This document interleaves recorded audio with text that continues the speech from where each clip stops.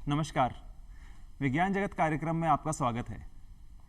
क्या आपको कभी बिजली का बिल भरने के लिए लंबी कतार में खड़ा होना पड़ा है या कोई सरकारी फॉर्म भरने के लिए पिलर टू पोस्ट दौड़ना पड़ा है? आज ये सारे काम हम अपने मोबाइल से घर बैठे कर सकते हैं और ये कुछ एग्जाम्पल हैं कि किस तरह से टेक्नोलॉजी गवर्नेंस को इम्प्रूव करती है। इसी टॉपिक पे चर्चा करने के लिए आज हमारे साथ स्टूडियो में हैं पुखराज कांसोटिया जी, जो एक टेक्नोक्रेट हैं, आईआईटी बॉम्बे से पास आउट हैं और अभी आरएएस ऑफिसर हैं और अभी आरएएस की ट्रेनिंग ले रहे हैं। पुखराज जी, आपका बहुत बहुत स्वागत है दूरदर्शन के स्टूडियो में। Thank you. तो पुखराज जी, आज का हमारा टॉपिक है टेक्नोलॉजी एंड गुड गवर्नेंस जी, तो पहला क्वेश्चन मैं आपसे करूंगा कि गुड गवर्नेंस क्या होती है, इसको आप कैसे डिफाइन करेंगे? देखिए सर, गुड गवर्नेंस को समझने से पहले अपन बात करेंगे कि जो गवर्नेंस है वो क्या होती है।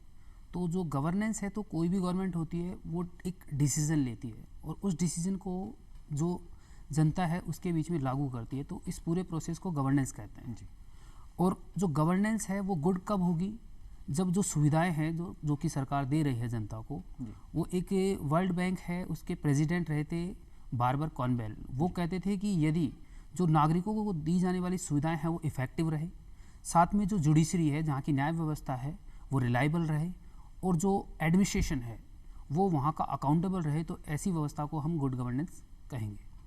जो गुड गवर्नेंस है उसके बहुत सारे कुछ जो कैरेक्टरिस्टिक्स है, वो भी कह सकते हैं कि यदि ऐसी व्यवस्था में ये कैरेक्टरिस्टिक्स है तो उसे गुड गवर्नेंस अपन कह सकते हैं। जैसे कंसेंसस ओरिएंटेड वहाँ की व्यवस्था होनी चाहिए कि लोगों के बीच में जो कोई भी सरकार निर्णय ले रही है तो उसमें लोगों की सहमति होनी चाहिए। फिर उसके बाद में सरकार है वो रेस्पॉन्सिव रहे, तत्परता से कोई भी किसी भी सेवा को दे रही है तो वो एक सीमाबद्ध होनी चाहिए कि इसी समय के बीच में हम ये सेवा देंगे। जैसे हम कह भी सकते हैं कि राजस्थान गवर्नमेंट है वो भी कुछ सेवाएं ऐसी है जो 30 दिन के भीतर भीतर देने के लिए कहती है। जी जी जी। उसके बाद में आपका जो सरकार है वो सुविधाएं दे रही है वो इफ़ेक्टिव रहे, एफिशिएंट रहे। उसके बाद में ट्रांसपेरेंट, पारदर्शिता होनी चाहिए सरकार में। ऐसा नहीं कि करप्शन हो रहा है, यदि पारदर्शिता नहीं होगी तो करप्शन बढ़ता जाएगा। और ये जो पारदर्शिता है वो इसको हम इस रूप से देख सकते हैं कि सरकार ने आरटीआई के तहत है वो पारदर्शिता दिन प्रतिदिन बढ़ती ही जा रही है। अकाउंटेबिलिटी, लोगों के प्रति जवाबदेही होना चाहिए। सरकार ऐसा नहीं कि कोई भी डिसीजन ले रही है तो वो किसी भी प्रकार का डिसीजन ले रही है, वो लोगों के प्रति जवाबदेह होनी चाहिए। उसके बाद में हम कह सकते हैं कि लोगों की इंक्लूसिवनेस होनी चाहिए, समावेशिता होनी चाहिए। सरकार केवल स्वयं से ही निर्णय ना ले, बल्कि लोगों की भागीदारी भी उसमें ज़्यादा से ज़्यादा होनी चाहिए, ताकि बिल्कुल। और जो डिसीजन लिया जाए वो रूल ऑफ लॉ के अकॉर्डिंग होने चाहिए कि संविधान है वो सबसे सर्वोपरि है। तो उस संविधान के अकॉर्डिंग अपन कह सकते हैं कि वो जो निर्णय लिए गए हैं सरकार के द्वारा वो जनता के हित में भी हो और नियमों में भी हो। जो नियम है उनसे परे वो निर्णय नहीं होने चाहिए। इसको हम यदि इस प्रकार की व्यवस्था है तो उसे हम गुड गवर्नेंस कह सकते हैं। जी। तो सर, इफेक्टिवनेस, एफिशिएंसी और लोगों का इन्वॉल्वमेंट, किस तरह से लोग ज़्यादा से ज़्यादा सरकार से संपर्क में रहे, इसको हम गुड गवर्नेंस कहते हैं, जैसा कि सर ने बताया। अच्छा सर, ये बताइए कि इंडिया में गुड गवर्नेंस की अभी क्या स्थिति है, हम कैसे इस गोल को अप्रोच कर रहे हैं? देखिए, इंडिया में इसकी स्थिति दिन प्रतिदिन जैसे टेक्नोलॉजी का यूज़ है वो बढ़ता जा रहा है, उस हिसाब से इसकी स्थिति है वो और अच्छी होती जा रही है। इसी के आधार पे सरकार ने गुड गवर्नेंस इंडेक्स भी स्टार्ट किया है। ये सूचकांक एक 10 सूचकांक है, 10 सूचक है, उनके आधार पर निकाला जाता है और प्रत्येक राज्य को इसमें रैंकिंग दी जाती है। हाल ही में इसमें गुजरात और महाराष्ट्र जैसे जो राज्य हैं, बड़े राज्य हैं, वो उच्च प्रदर्शन कर रहे हैं। तो ये दिखाते हैं कि जो लोगों के बीच में जो नागरिक सुविधाएं दी जा रही है, सरकार जो कार्य कर रही है और लोगों का जो सरकार के प्रति रेस्पॉन्स है वो एक गुड गवर्नेंस के प्रति लोगों को एक ऐसा दिखा रहा है कि हमारी जो सरकार है वो अच्छा कार्य कर रही है और दिन प्रतिदिन इसका प्रदर्शन बढ़ता ही जाएगा। जी। तो सर, टेक्नोलॉजी किस तरह से गुड गवर्नेंस को इम्प्रूव कर सकती है? मतलब कैसे हम टेक्नोलॉजी को लेके आएँ कि हमारी गवर्नेंस बेटर हो? इसके क्या एग्जांपल्स हैं और क्या क्या टेक्नोलॉजी यूज़ हो रही है? देखिए, टेक्नोलॉजी का ऐसा है कि टेक्नोलॉजी जिस प्रकार से दिन प्रतिदिन बढ़ती जाएगी तो गवर्नेंस है उसमें सुधार आता जाएगा। हालांकि उसमें हो सकता है कुछ समस्याएं भी हो, वो उन बैकड्रॉप है वो बाद में है। हर चीज़ की जो सुविधाएं होती है उनमें कुछ समस्याएं भी आती है। लेकिन बात करें कि गुड गवर्नेंस है उसमें टेक्नोलॉजी है तो उसमें सबसे अच्छे रूप से अपन देख सकते हैं एक ई गवर्नेंस। जो ई गवर्नेंस होता है कि जो इलेक्ट्रॉनिक रूप से जो गवर्नेंस दी जाए लोगों के लिए, वो ई गवर्नेंस होता है और इसको हम एक स्मार्ट गवर्नेंस भी कहते हैं। जो भारत सरकार की द्वितीय प्रशासनिक सुधार आयोग की एक जो रिपोर्ट थी उसमें ई गवर्नेंस को उन्होंने स्मार्ट गवर्नेंस कहा था और ये कहती है कि जो आपका शासन है वो शासन व्यवस्था बहुत ही सरल होनी चाहिए, सिंपल होनी चाहिए, मोरल होनी चाहिए, रेस्पॉन्सिव होनी चाहिए, अकाउंटेबल होनी चाहिए और ट्रांसपेरेंट होनी चाहिए। और एक होता है ई गवर्नमेंट वाला पार्ट जी। कि सरकार है वो लोगों को इलेक्ट्रॉनिक्स रूप से या टेक्नोलॉजी के रूप से लोगों को सूचनाएं देती है, उन सूचनाओं में भागीदार होने के लिए उनको समावेशी बनाती है। ये ई गवर्नमेंट का पार्ट है। ई गवर्नमेंट हालांकि सरकार जो सूचनाएं प्रदान करती है, ई गवर्नमेंट है वो एक दिशीय कम्युनिकेशन का भाग है, और ई गवर्नेंस है वो दो दिशीय एक कम्युनिकेशन का पार्ट ई होता है। गवर्नमेंट तो है वन वे कम्युनिकेशन जी, और जी, ई जी। गवर्नेंस है टू वे कम्युनिकेशन, जी, जी, जिसमें जी। जो आम नागरिक है वो सरकार से कम्युनिकेट कर सकता है और सरकार है वो आम नागरिक से कम्युनिकेट करती है। कर सकती है। जी, जी, इसका हम एग्जांपल भी देख सकते हैं कि जैसे हाल ही में जैसे ऑस्ट्रेलिया जैसे देश हैं, उनमें क्या हो रहा है कि कई प्रकार के जो सर्वे करवाए जाते हैं और लोगों की इसमें राय ली जाती है। जैसे वहाँ पे इंटरनेट को राइट टू इंटरनेट बनाने के लिए लोगों से उन्होंने सलाह ली गई, और भारत में भी ऐसी कई चीज़ें करवाई जा रही है। जैसे हैदराबाद जैसी और आंध्र प्रदेश जैसे देश हैं, उनमें ऐसा करवाया जा रहा है कि वो ज़्यादा से ज़्यादा लोगों की भागीदारी हो और वो डिसीजन मेकिंग में अपना पार्टिसिपेशन कर सके टेक्नोलॉजी के माध्यम से। जी सर। तो सर जैसे क्योंकि ये विज्ञान का प्रोग्राम है तो हम टेक्नोलॉजी की बात करेंगे, तो सर कुछ टेक्नोलॉजीज हैं जो हम जनरली सुनते हैं कि जो गुड गवर्नेंस को इम्प्लीमेंट करने के लिए काम आ रही है, जैसे ब्लॉकचेन टेक्नोलॉजी। जी जी जी। तो ब्लॉकचेन टेक्नोलॉजी क्या है, हमारे दर्शकों को बताइए। देखिए, ब्लॉकचेन टेक्नोलॉजी है वो एक डिस्ट्रीब्यूटेड लेजर सिस्टम है, जिसमें क्या होता है कि अभी तक जितनी भी तकनीकी होती है, जैसे हम इसको एक साधारण एग्जांपल से समझ सकते हैं कि जैसे बैंकिंग सिस्टम है, तो बैंकिंग सिस्टम में यदि कोई भी हम लेन देन करते हैं तो मेरे द्वारा किया गया लेन देन सबसे पहले वो बैंक के द्वारा वेरीफाई किया जाएगा, और उसके बाद में जो अगला व्यक्ति है उसके पास पैसे का लेन देन फाइनली अप्रूव कर दिया जाएगा। तो इसमें एक मध्यस्थ है, वो मध्यस्थ की भूमिका कौन निभा रहा है? बैंक इसमें मध्यस्थ की भूमिका निभाता है। और ब्लॉकचेन टेक्नोलॉजी है वो क्या करती है, इस मध्यस्थ की व्यवस्था को दूर कर देती है। इस मध्यस्थ की व्यवस्था को दूर करने से एक तो जितने भी ट्रांजैक्शंस हैं, हस्तांतरण है, वो एक तो सरल हो जाएंगे, समय कम लगेगा, और उनमें जो भी फेरबदल या घपले की या फ्रॉड की कोई संभावना होती है वो बिल्कुल ही खत्म हो जाएगी। अब इसका जो गुड गवर्नेंस में जो रोल है वो हम इस प्रकार से देख सकते हैं कि एक बहुत अच्छा सर्वे किया गया और उस पर रिसर्च पेपर लिखा गया, तो उसमें कहा गया कि लगभग $700 बिलियन का जो पर ईयर है वो लैंड से रिलेटेड फ्रॉड किया जाता है हर साल। अच्छा। यदि हम ब्लॉकचेन टेक्नोलॉजी का इसमें यूज़ करते हैं तो जो लैंड मैनेजमेंट है, भूमि से संबंधित रजिस्ट्री हो गए या अन्य कागजात हो गए, अन्य दस्तावेज हो गए, यदि इसमें इसका प्रयोग करते हैं तो ये करप्शन बहुत हद तक या बहुत जो भी फ्रॉड होता है बहुत हद तक कम हो जाएगा। कहीं यूज हो रहा है, कोई एग्जांपल दे सकते हैं? बिल्कुल, आंध्र प्रदेश है वो इसकी में पहल कर रहा है, और उन्होंने ब्लॉकचेन टेक्नोलॉजी का प्रयोग करने का प्रयास किया है कि हम जो लैंड के रिकॉर्ड्स हैं उनको अच्छे से संधारित कर सकें। और ब्लॉकचेन टेक्नोलॉजी है उसका यूज़ हम इसमें भी देख सकते हैं कि जो ब्लॉकचेन है वो एजुकेशन में, इसके अलावा आप डेटा को कलेक्ट करने में, लोगों को बिना किसी मध्यस्थ की सहायता से सीधा लोगों के बीच में सूचनाएं पहुंचाने में इसका प्रयोग किया जा रहा है। जी सर। तो सर आपने बहुत अच्छे से बताया कि किस तरह से ब्लॉकचेन टेक्नोलॉजी का यूज़ करके हम ट्रांसपेरेंसी ला सकते हैं सिस्टम में। अच्छा सर, आर्टिफिशियल इंटेलिजेंस आजकल बहुत पॉपुलर है, किस तरह से आर्टिफिशियल इंटेलिजेंस यूज़ होती है गुड गवर्नेंस को इम्प्लीमेंट करने में? इसका कोई उदाहरण देके समझाएंगे आप? देखिए, सबसे पहले हम आर्टिफिशियल इंटेलिजेंस की बात करें उससे पहले देख लेते हैं कि आर्टिफिशियल इंटेलिजेंस होती क्या है। आर्टिफिशियल इंटेलिजेंस को हिंदी में कहते हैं कृत्रिम बुद्धिमत्ता। जी। तो जो मशीन है, उन मशीनों में एक मानव के समान बुद्धि देने को ही हम कृत्रिम बुद्धिमत्ता या आर्टिफिशियल इंटेलिजेंस कहते हैं। जी जी जी। तो ये जो आर्टिफिशियल इंटेलिजेंस है उसका भी वर्तमान में गुड गवर्नेंस के लिए बहुत ही अच्छे प्रयोग किए जा रहे हैं। जी। जिसका हम देख सकते हैं कि पंजाब जो गवर्नमेंट है वो कर रही है एक फेशियल रिकॉग्निशन। अच्छा। और एक स्पीच रिकॉग्निशन होता है कि जो हम बोलेंगे और जो फेस है वो हमारा पहचान लिया जाएगा। यदि मान लीजिए कोई व्यक्ति फ्रॉड करता है जी जी, तो उसकी पहचान करने के लिए फेशियल रिकॉग्निशन उसका काम में लिया जा सकता है। अच्छा। ये बिल्कुल बायोमेट्रिक प्रणाली है, उसी के समान है कि जैसे हम बायोमेट्रिक प्रणाली को यूज़ कर रहे हैं, तो ये बायोमेट्रिक प्रणाली भी एक आर्टिफिशियल इंटेलिजेंस का ही एक पार्ट है। उसी प्रकार से हम कह सकते हैं कि पंजाब के अलावा एक हैदराबाद में रोबो पुलिस, जो रोबोट है वो पुलिस पेट्रोलिंग का काम करते हैं। कि मान लीजिए कहीं पेट्रोलिंग, अभी मानव है वो कई प्रकार के खतरे महसूस कर सकता है जब पेट्रोलिंग करे, या कई अन्य प्रकार की ऐसी विषम घटनाएं होती है, तो उसमें हम रोबो पुलिस का प्रयोग कर सकते हैं। रोबोट है वो पुलिस का काम करेगा, वो वहाँ पे जांच भी करेगा और जो उससे संबंधित कार्य है वो कार्य भी करेगा। जी सर।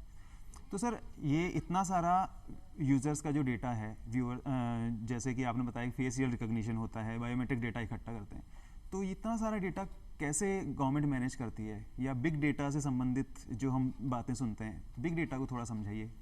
देखिए, बिग डेटा है वो कह सकते हैं कि एक बिग डेटा की डेफिनेशन है। वो सबसे पहले कि बिग डेटा है क्या, वो चीज़ समझते हैं कि बिग डेटा क्या होता है कि बहुत सारे सोर्सेज से बहुत बड़ी मात्रा में जो डेटा कलेक्शन होता है तो उसको कहीं ना कहीं स्टोर करेंगे तो उसे ही हम बिग डेटा कहेंगे जी।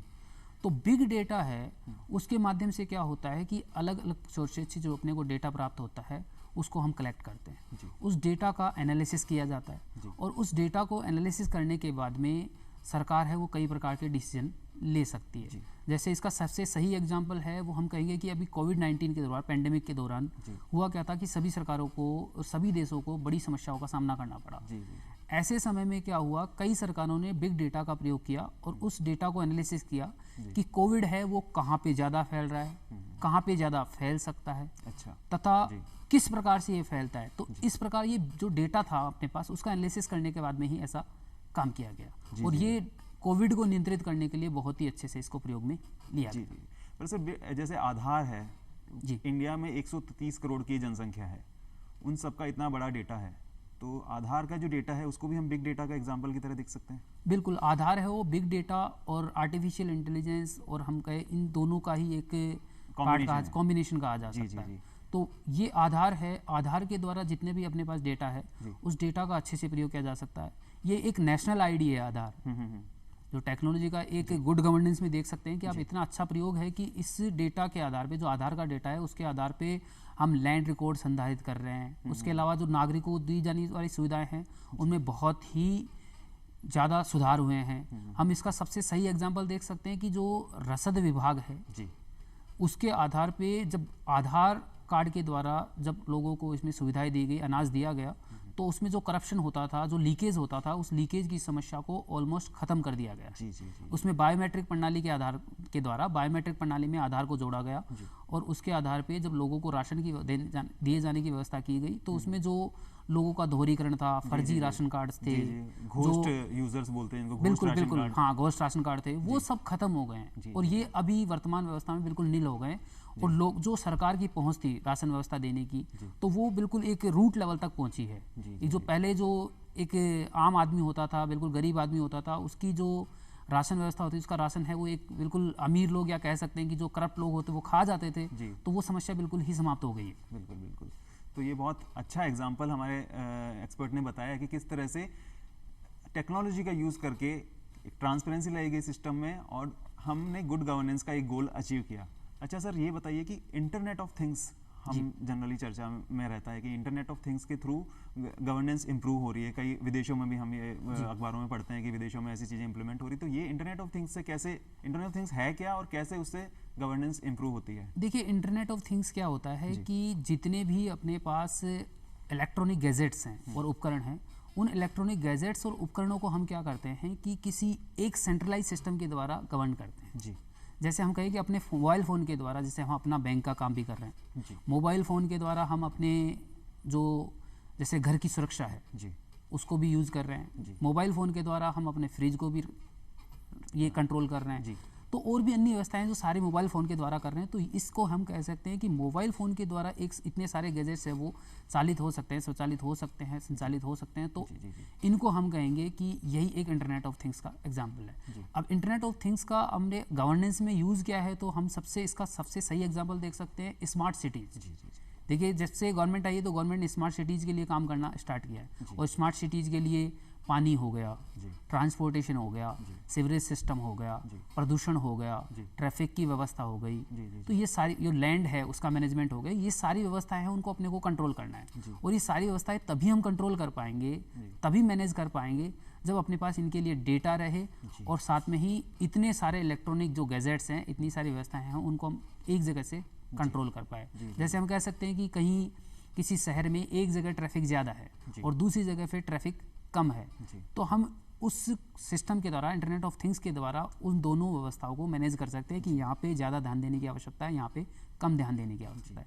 हम कह सकते हैं कि एयर पोल्यूशन है, एयर पोल्यूशन कहीं किसी स्थान विशेष पे बढ़ रहा है तो उसको कंट्रोल करने के लिए इंटरनेट ऑफ थिंग्स जैसी चीज़ें हैं उनका यूज़ किया जा सकता है। जी, अभी रिसेंटली मैंने न्यूज़पेपर में पढ़ा था कि ऑगमेंटेड रियलिटी जो है वो हमारी गवर्नेंस को बहुत इम्प्रूव कर सकती है। तो ऑगमेंटेड रियलिटी क्या होती है और कैसे कर सकती है गवर्नेंस को इम्प्रूव?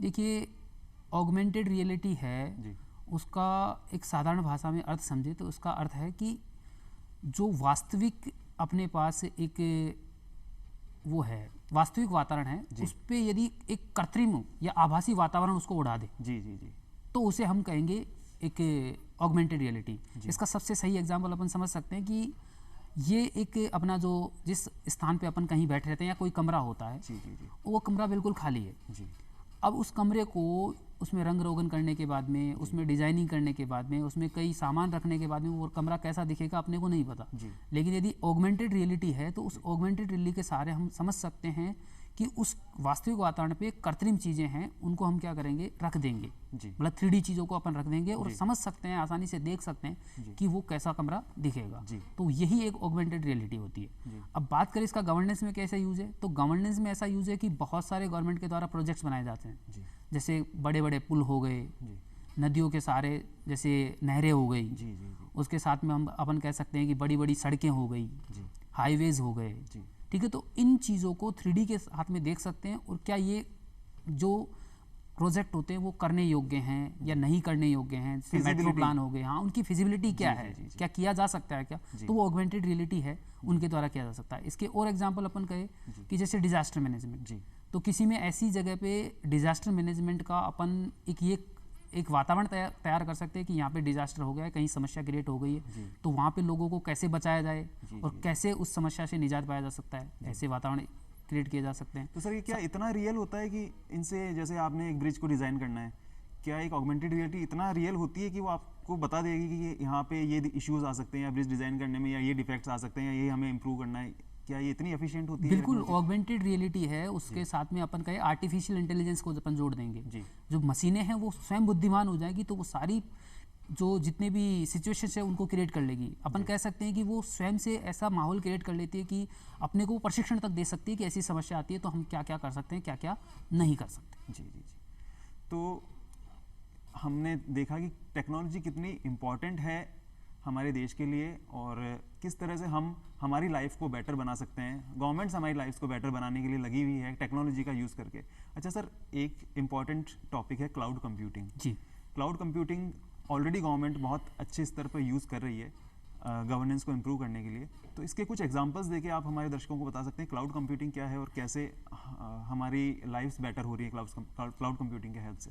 देखिए, जब क्लाउड कंप्यूटिंग का सिस्टम है वो बहुत ही पुराना भी कह सकते हैं जी, और जी। बहुत ही एफिशिएंट भी है। बिल्कुल। और गवर्नेंस में इसका इतना यूज़ है कि मतलब लोगों के लिए बहुत ही ज़्यादा सुविधाजनक इसने बना दिया लोगों की जो हालात है। अब इसका सबसे सही एग्जांपल है कि जैसे मान लीजिए कोई भी अपने को डेटा है, वो डेटा अपने को कहीं इकट्ठा करना है, स्टोर करना है, तो हमने सबसे पहले अपने को क्या करना पड़ेगा, एक हार्ड डिस्क लेके आनी पड़ेगी और उस हार्ड डिस्क के सहारे उसको अपने को डेटा को कलेक्ट करना पड़ेगा, स्टोर करना पड़ेगा। जी। अब इतना ज़्यादा डेटा हो जाएगा तो हम उसको स्टोर नहीं कर सकते और उस डेटा को कहीं यदि अन्यत्र अपने को उपयोग में लेना तो उसको उपयोग में नहीं ले सकते। आप इंडिविजुअल लेवल की बात कर रहे हैं। बिल्कुल बिल्कुल। तो अपने को यदि क्या करना है कि यदि उस डेटा को स्टोर करना है, जैसे मान लीजिए मेरे कुछ ऐसे डॉक्यूमेंट्स हैं जिनको मेरे को सेव करना है, जी।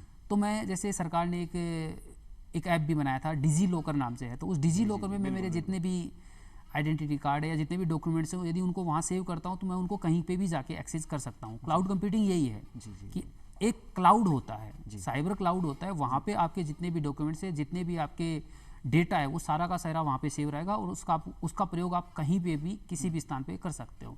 सरकार है वो डिजी लॉकर है।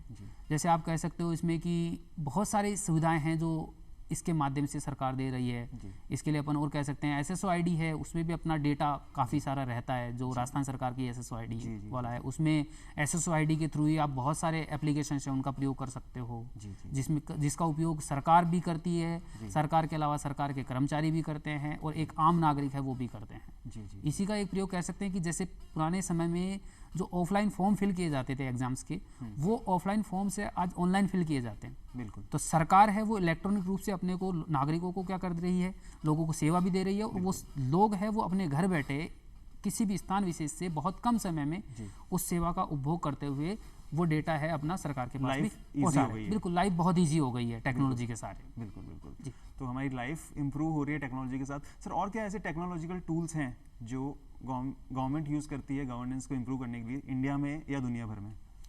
देखिए, इसके और भी टूल्स अपन कह सकते हैं, जैसे जो ई गवर्नेंस है, जी। तो उसका मैं बताऊं एग्जांपल कि 4 टाइप के ई गवर्नेंस होते हैं गवर्नमेंट टू गवर्नमेंट। यदि गवर्नमेंट है वो गवर्नमेंट किसी सरकारी कार्य के लिए ही काम करती है तो वो गवर्नमेंट टू गवर्नमेंट है। इसके लिए जैसे बहुत सारी चीज़ें हैं कि सरकार है, उसके कर्मचारी है, वो आपस में बातचीत करने के लिए, आपस में उपयोग करने के लिए अपने उन्होंने एप्लीकेशन तैयार किए हैं। जैसे एक राजकाज है, जो राजस्थान गवर्नमेंट ने एक राजकाज नाम से एक एप्लीकेशन तैयार किया है। तो वो राजकाज क्या है कि वो सभी प्रकार की व्यवस्थाएं हैं। जैसे उसमें ऑफिस का मैनेजमेंट हो जाएगा, वो इलेक्ट्रॉनिक रूप से होगा। फाइलिंग सिस्टम, फाइल को कैसे मैनेज करना है, उसको कैसे ट्रैक करना है। लोगों की जो एक परफॉर्मेंस अप्राइजल रिपोर्ट होती है तो वो कैसे भरी जानी है, एनुअल परफॉर्मेंस अपार होती है वो कैसे भरी जानी है, वो सारी चीज़ें ऑनलाइन कर दी है। तो उसको ट्रैक करना भी आसान रहेगा, लोगों को कैसे हाउस अलॉट करने हैं। तो इससे लोगों का एक लोगों का जो मानव वो होता है, हस्तक्षेप होता है, वो बिल्कुल कम हो जाएगा। और मानव हस्तक्षेप कम होगा तो सुविधाएं हैं वो तत्काल दी जा सकती है और बिना करप्शन के और बिना फ्रॉड के लोगों तक पहुंचाई जा सकती है। जैसे आपने ई ऑफिस का एग्जांपल दिया, बिल्कुल तो बिल्कुल इसमें साथ में पर्यावरण की भी रक्षा है, कागज का हाँ यूज बिल्कुल, इतना कागज कम हो बचेगा गया तो है। जी, पर्यावरण भी इससे सुरक्षित होगा। गवर्नमेंट टू बिजनेस भी है जिसमें ई टेंडरिंग व्यवस्था है। पहले टेंडर ऑफलाइन होते थे, अब ऑनलाइन होते थे। उससे क्या, एक तो समय कम लगता है, पैसों की बचत होती है और लोगों के पास भी बिजनेसमैन हैं, उनके पास भी विकल्प होते हैं, वो घर बैठे अपनी ऑप्शन भर सकते हैं। और गवर्नमेंट के पास भी इतने सारे ऑप्शन होते हैं कि एक ही काम को करने के लिए बहुत सारे लोग होंगे जो अलग अलग तरीके से और सस्ते में उस काम को कर सकते हैं। तो एक टेंडर जो पहले गवर्नमेंट करती होगी, तो एक शहर के लोग जिसमें पार्टिसिपेट करते होंगे, पूरे देश के लोग उसमें पार्टिसिपेट बिल्कुल, देश के लोग पार्टिसिपेट करते हैं, बल्कि इंटरनेशनल लेवल के लोग भी हैं, वो भी पार्टिसिपेट कर सकते हैं। इससे ट्रांसपेरेंसी भी आती है। बिल्कुल ट्रांसपेरेंसी आती है, ट्रांसपेरेंसी भी आती है। इसी का एक एग्जांपल है कि पहले जो पेमेंट किया जाता था सरकार को सरकारी कामों के लिए, वो ऑफलाइन किया जाता था। तो उससे एक तो समय भी लगता था और समय लगने के बाद में करप्शन है उसके भी चांसेस बहुत ज़्यादा रहते थे। तो सरकार ने इसका एक तोड़ निकाला और इस टेक्नोलॉजी के माध्यम से ई ग्रास, तो ई ग्रास है, वो सारे जो पेमेंट किए जाते हैं वो इलेक्ट्रॉनिक के माध्यम से किए जाते हैं, ऑनलाइन किए जाते हैं, जिससे जो मानव हस्तक्षेप है वो बिल्कुल ही खत्म हो गया और बल्कि ना के बराबर हो गया। इससे समय की बचत भी हो रही है और इफेक्टिवनेस भी बढ़ रही है और लोगों का सरकार के प्रति विश्वास भी बढ़ रहा है। जी सर। अच्छा सर, जो आप गवर्नमेंट टू पीपल जी है, गवर्नमेंट कैसे सिटीजन से कांटेक्ट करती है, इसका एक एग्जांपल बता दीजिए शॉर्ट में। बिल्कुल, गवर्नमेंट टू सिटीजन जो है उनमें अपन कह सकते हैं संपर्क पोर्टल, जिसमें लोग हैं अपनी ग्रीवेंसेज हैं वो सरकार के प्रति दिखा सकते हैं और सरकार तत्काल रूप से उसका निस्तारण कर देती है। उसी के साथ में ई मित्रा, ई मित्रा के माध्यम से सरकारी जो आम नागरिक है उनके पास जो बहुत राशन कार्ड हो गया, मूल निवास प्रमाण पत्र हो गए, अन्य प्रकार की सुविधाएं हो गई, खाद्य सुरक्षा में नाम जुड़वाना हो गया, वो तत्काल रूप से आसानी से जुड़वा सकती है घर बैठे। जी सर। तो सर, सोशल मीडिया का कोई रोल है गवर्नेंस को इम्प्रूव करने में? जी, सोशल मीडिया है, अपन कह सकते हैं कि अपन ने पहले भी जो इसके कैरेक्टरिस्टिक्स हैं गुड गवर्नेंस के, उनके बारे में बात की है। तो सोशल मीडिया ने क्या किया है, लोगों की इंक्लूसिवनेस को बढ़ाया है। इस इंक्लूसिवनेस के माध्यम से क्या होगा कि सरकार की एफिशिएंसी है और जो रेस्पॉन्सिवनेस है वो भी बढ़ा है। अपन देख सकते हैं कि जो रेलवे है उसको कई बार ट्वीट किया गया है कि हमें ये समस्या है रेलवे से संबंधित, तो तत्काल उसका निस्तारण 1 या 2 घंटे के भीतर भीतर कर दिया गया है। तो ये आप सरकार की रेस्पॉन्सिवनेस को देख सकते हो, गुड गवर्नेंस को देख सकते हो टेक्नोलॉजी के माध्यम से। और ये सब किसके द्वारा, सोशल मीडिया के द्वारा हो पा रहा है। कई सारे सरकार है वो डिसीजन है वो अपने फेसबुक के माध्यम से, इंस्टाग्राम के माध्यम से ले रही है, लोगों से जुड़ रही है इन माध्यमों के द्वारा। तो सोशल मीडिया है एक बहुत बड़ा प्लेटफॉर्म है लोगों से जुड़ने का, सरकार के द्वारा भी और सरकार से जुड़ने का लोगों के द्वारा। जी बिल्कुल सर, ये बहुत अच्छा आपने सोशल मीडिया वाला टॉपिक बताया। अच्छा सर, ये बताइए कि गवर्नेंस को टेक्नोलॉजी को गवर्नेंस में लाने के लिए किस तरह के चैलेंजेस मोस्टली देखने पड़ते हैं, बहुत शॉर्ट में सर? देखिए, टेक्नोलॉजी है वो बहुत फ़ायदे पहुंचा रही है, लेकिन नुकसान भी देखो, हर चीज़ के कुछ बैकड्रॉप होते हैं। तो हम कह सकते हैं कि एक तो सबसे बड़ा इशू है एक सिक्योरिटी। तो सिक्योरिटी, इसके अलावा दूसरा हम कह सकते हैं कि लोगों में जो डिजिटल साक्षरता है वो काफ़ी कम है। भाई, भारत में साक्षरता का लेवल है वो अभी उस स्तर का नहीं है और डिजिटल साक्षरता का लेवल तो बहुत ही कम है। कोविड के बाद में इसमें और नेगेटिव इम्पैक्ट्स जुड़ते गए हैं। दूसरा, लोग है इतने जागरूक नहीं है स्वयं से। तो ये मतलब मेजर पॉइंट्स अपन कह सकते हैं। इसके अलावा भी कई प्रकार की समस्याएं हैं कि टेक्नोलॉजी है वो घर घर तक पहुंचने के लिए अपने को लोगों को टेक्नोक्रेट बनाना पड़ेगा। जो अपनी स्कूली शिक्षा है उसमें भी टेक्नोलॉजी को जोड़ना पड़ेगा। लोगों को डिजिटल साक्षरता पहुंचानी पड़ेगी। बिल्कुल सर, और जो नई शिक्षा नीति है उसमें ये बहुत इंपॉर्टेंट प्रावधान रखा है गवर्नमेंट में, किस तरह से टेक्नोलॉजी से ज़्यादा लोगों को अवगत कराया जा सके। तो सर, आप हमारे स्टूडियो में आए, बहुत अच्छी जानकारी आपने आज के टॉपिक पे हमारे दर्शकों के साथ शेयर करी। हम आपके आभारी हैं, बहुत बहुत धन्यवाद आपका। बहुत थैंक यू। Ji sir.